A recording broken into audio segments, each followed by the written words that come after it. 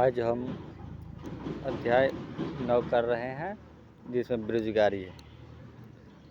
परिचय।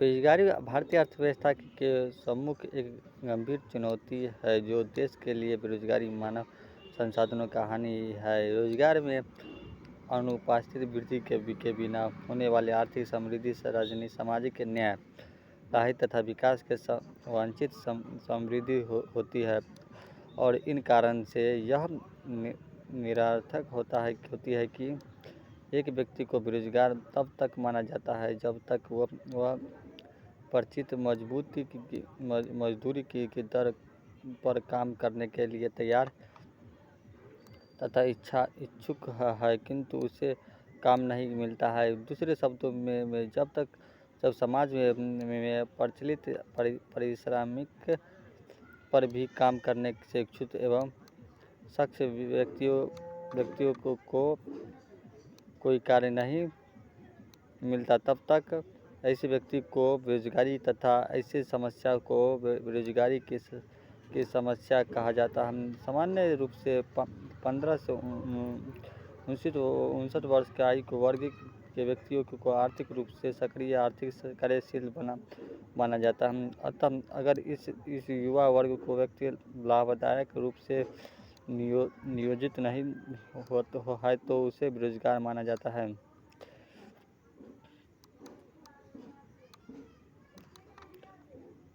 भारत में बेरोजगारी से संबंधित आंकड़े को राष्ट्रीय प्रतिदर्शन सर्वेक्षण का कार्यक्रम NSS द्वारा जारी किए जाते हैं। भारत में बेरोजगार के संभावना के क्षेत्र संतुलन भी देखने को मिलता है। देश के कुछ क्षेत्रों में रोजगार के अवसर अधिक, जबकि कुछ क्षेत्रों में काम करने उपलब्ध है।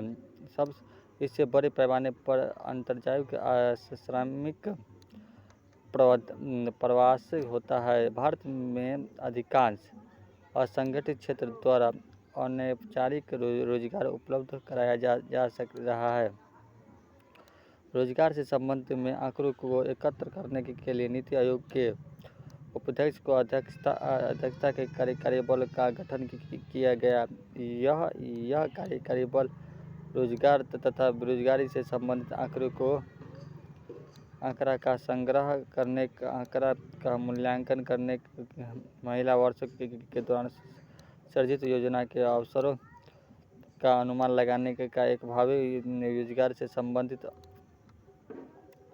अनुमान को समृद्धि के रूप में प्रस्तुत करने को से संबंधित कार्य करेगा।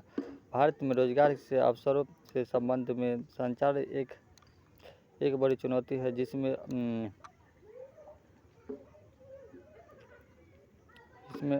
अनौपचारिक, असंगठित और मौसमिक आधार पर काम करने वाले श्रमिक का प्रावधान है।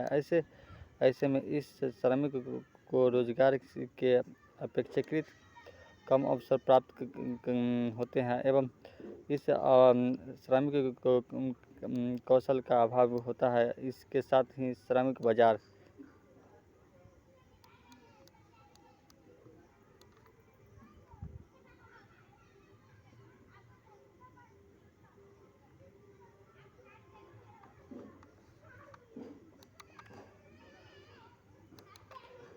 कार्यबल इसे अभिप्राय वास्तव में कम करने वाले व्यक्ति से होता है, न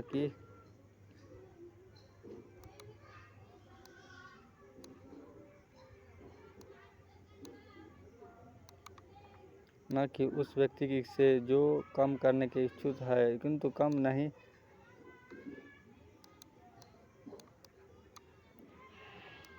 कर रहे हैं। कार्यबल श्रम उन व्यक्तियों की संख्या से जो कम नहीं कर रहे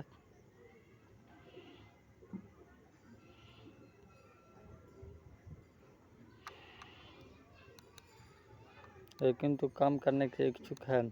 रोजगार व्यक्ति की संख्या श्रम बल कार्यबल है।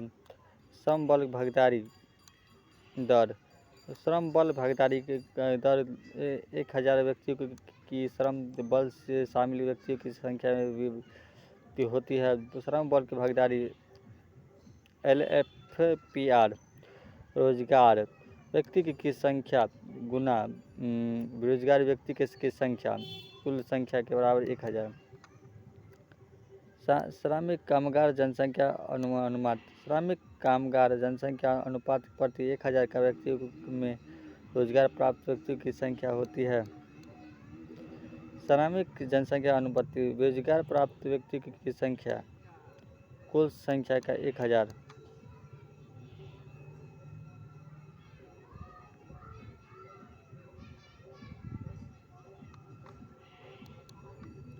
बेरोजगारी दर बेरोजगारी की दर से अभिप्राय बल से प्रति 1000 व्यक्ति पर संख्या से बेरोजगारी दर बेरोजगारी की संख्या का आश्रम बल पर आकार 1000 से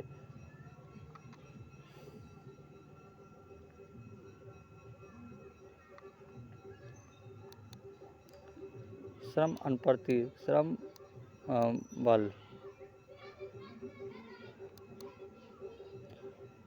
श्रम आपूर्ति से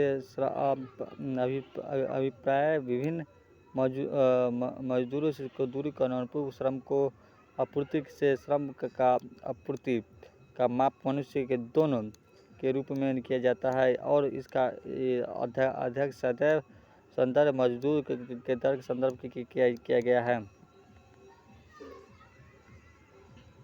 श्रम बल श्रम बल के अभिप्राय वास्तव में काम कर रहे या काम करने के इच्छुक व्यक्तियों की संख्या में इसका मजदूर दर से कोई संबंध नहीं होता है। काम करने वाले की संख्या में स्थिति रहते हुए भी श्रम बल कम या अधिक हो सकती क्योंकि श्रम की आपूर्ति को मनुष्य दोनों या वास्तविक दोनों के रूप में मापा जाता है। उदाहरण स्वरूप एक व्यक्ति का दिन के अभिप्राय 8 घंटे से कम होती है क्योंकि इसके व्यक्तियों की संख्या में कम रूप से न कि व्यक्ति के दोनों के रूप में मापा जाता है। इसलिए श्रम बल का आकार बढ़ता है या घटता है जब वास्तव में कम करने वाले बल का कम करने की इच्छा व्यक्तियों की संख्या में घटती है।